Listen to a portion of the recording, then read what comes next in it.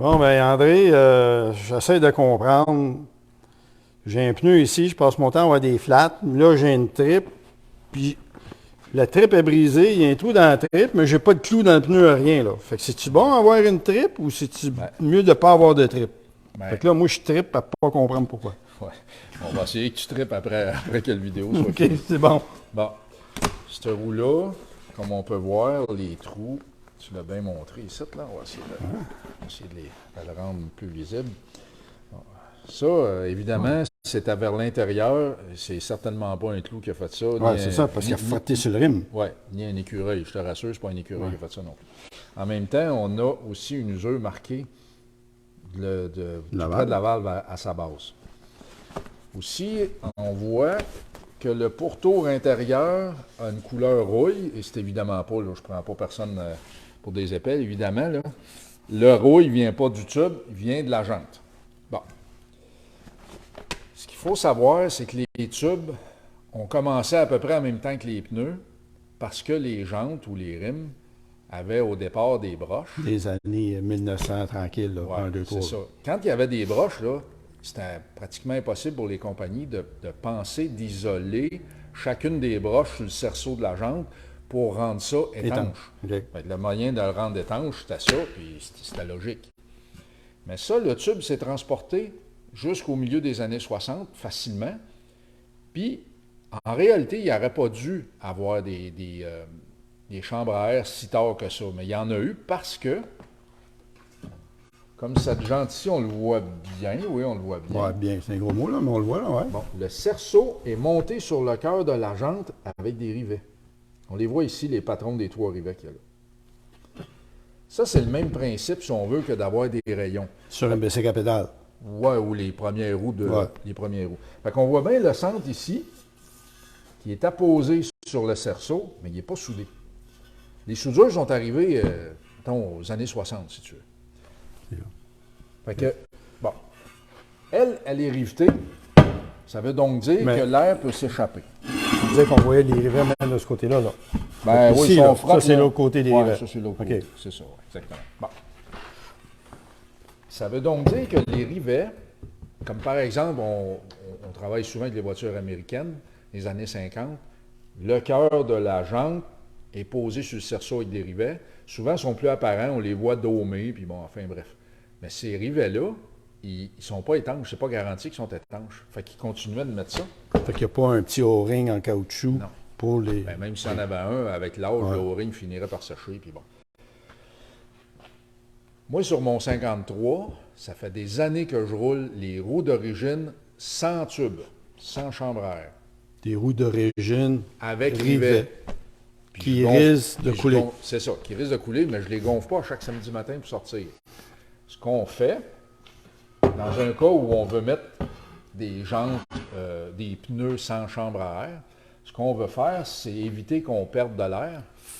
Fait qu'il faut isoler les rivets ou les sceller. Fait qu'une petite parenthèse, fait que si je comprends bien, c'est pas le pneu qui mérite une chambre à air. C'est pas un pneu tubeless ou un pneu à chambre à air puis un pneu pas de chambre à air. Dans le fond, c'est la jante qui dicte si oui ou non je mets une chambre à air. C'est ça. OK. Le pneu, lui, il s'en fout. Pourvu qu'il y ait de l'air à l'intérieur pour supporter la charge, il s'en fout. Quelqu'un qui veut faire comme j'ai fait sur le mien, puis comme on a fait, par exemple, chez un client il y a 2-3 ans, il voulait se débarrasser de ses tubes, bien, j'ai fait la suggestion de l'expérience que j'avais avec le mien. On a enlevé, incluant la roue de secours, on a enlevé les 5 pneus. On a fait sabler au jet de sable correctement. On a scellé chacun des rivets avec de l'uréthane. On l'a Silicone orange? Non. Ah, c'est du silicone orange. Donc, tant qu'à ça, parle-moi du silicone d'aquarium. Là. OK, c'est bon pour la chambre de bain, c'est ça. C'est juste bon pour la OK. chambre de bain. Mais il reste quand même, ben, ça serait pas bien beau, un aquarium avec les joints faits avec un silicone orange. Hein? On va l'essayer. On va l'essayer, ouais, en tout cas. Peut-être pour Nemo, le Ouais, petit poisson c'est ça, ouais. orange. Là, en tout cas, enfin bref. OK, on revient à nos affaires. Après ça, on a fait peinturer l'intérieur de la jante correctement. On a remis les mêmes pneus qu'il y avait, puis il roule encore, il n'a jamais perdu son air. Par contre, la différence, c'est qu'un tube, on a la valve ici. Ouais, c'est ça. Fait que ça prend une valve qui va rentrer dans la jante. Oui, c'est ça. Là, maintenant, il faut trouver une valve qui va s'ajuster dans le trou qu'il y a là. Là, C'est-tu un gros défi ou en général? Non, c'est pas vraiment un gros défi. Mais là, la question que tu devrais me poser, c'est pourquoi qu'on a de la rouille là-dedans? Pose-moi là-dedans. Ah, pourquoi on a de la rouille là-dedans? Ah, Si j'ai de la rouille, j'ai de l'eau, j'ai de l'humidité. Pourquoi? ouais. Mais curieusement, on ne voit pas ce genre de rouille-là. On ne voit pas ça sur un pneu sans chambre à air. L'intérieur est toujours propre. OK. Un pneu avec chambre à air, là, la valve vient s'ajuster dans le trou. Oui, mais c'est Pas ça, ça. c'est pas scellé, fait que l'eau peut rentrer dedans. C'est ça. Là, évidemment, je vais être à l'envers, mais pour qu'on puisse voir correctement, quand je mets la valve là, on voit bien que ça bouge ici. Ouais. Fait que l'eau rentre. Elle ne peut pas sortir pour les raisons qu'on s'imagine. Puis on voit qu'il y a plus de rouille vis-à-vis la valve. Puis on voit qu'il y a plus de rouille. Donc ça donne la crédibilité à ce que tu viens de me dire. Ben, je pense que oui. Là. Moi, je pense que je suis crédible. OK, c'est ça, bon. C'est ça.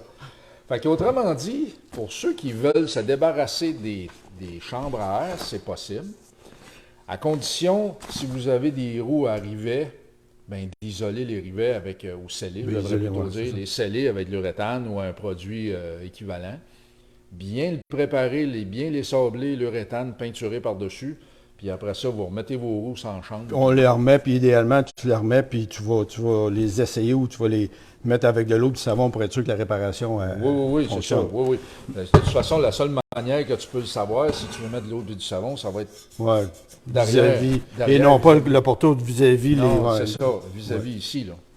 Mais est-ce que le pneu, comme on parlait tantôt, un pneu tubeless ou un pneu sans chambre à air ou un pneu avec chambre à air ou une jante, est-ce qu'il y a une différence sur le joint du pneu? Quand le joint vient sceller sur le bord de la jante ici, est-ce que si je prends mon pneu qui avait une chambre à air à cause du style de la jante avec les rivets, si je décide d'enlever la chambre à air après avoir réparé ou recellé mes rivets, est-ce que je risque d'avoir des fuites d'air vis-à-vis le pourtour où ce que le pneu vient se sceller sur la jante? Est-ce que ça reste quand même conforme avec le pneu puis les autres? Ben, ça ne change pas, ça. OK. Ça ne change pas, ça reste la même chose. Fait qu'il faut juste se concentrer dans le milieu. Soit ce soit un pneu avec des rayons ou un pneu, pas un pneu, je veux dire, mais une jante à rayons ou une jante rivetée.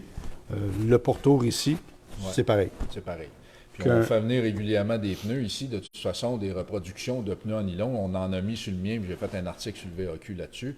Les pneus en nylon comme d'origine, puis les lèvres intérieures ou le bordure intérieure du pneu est comme à l'époque, puis je les ai montés sans chambre, puis la voiture, je ne perds pas d'air. Les pneus, je veux dire, sont corrects. Là. Donc, si on fait une réparation ou une modification conforme, on va dire ça de même, j'ai moins de chances d'avoir des crevaisons. C'est clair. Avec un pneu sans chambre à air qu'avec un chambre à air. Parce qu'ici, on a une crevaison, non pas à cause de l'hasard de la route, Non, on a une crevaison auto-créée par... Oui. Puis à l'époque, il y avait beaucoup de gens qui faisaient des crevaisons, puis il n'y avait pas de clous dans le pneu. Là, on voit bien, c'est de l'usure par frottement.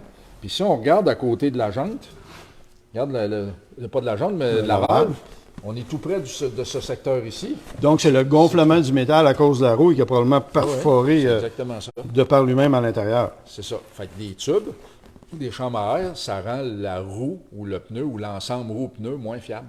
Mettons qu'on fait un petit comparatif avec un vélo.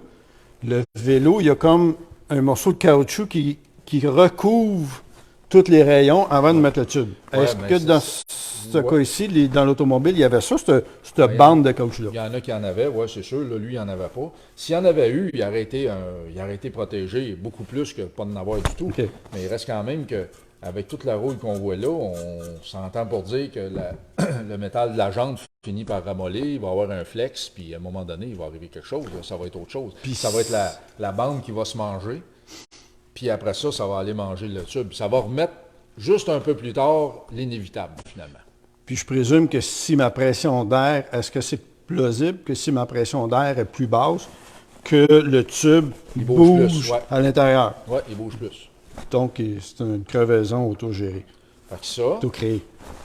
Ça, on crée ça à la poubelle.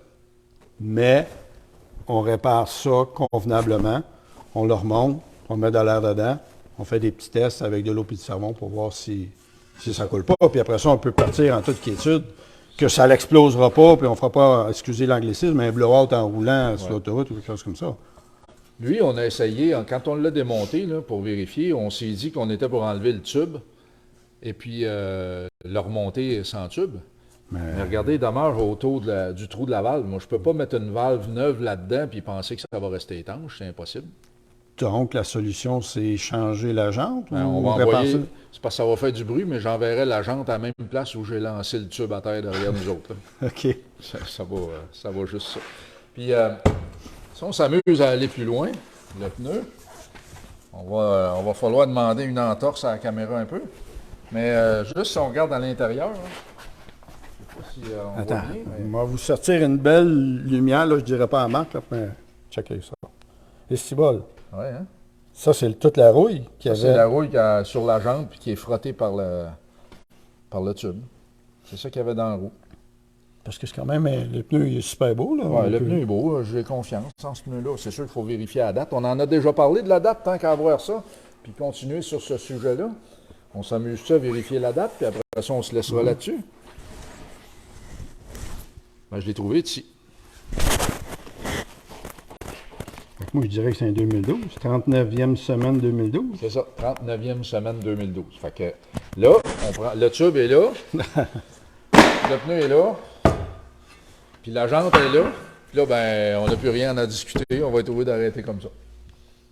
Fait que voilà, j'espère que c'est instructif pour tout le monde. Puis sinon, ben, on se reprend une autre fois. Ça marche-tu? Ça marche. OK, good. Let's go. Salut tout le monde.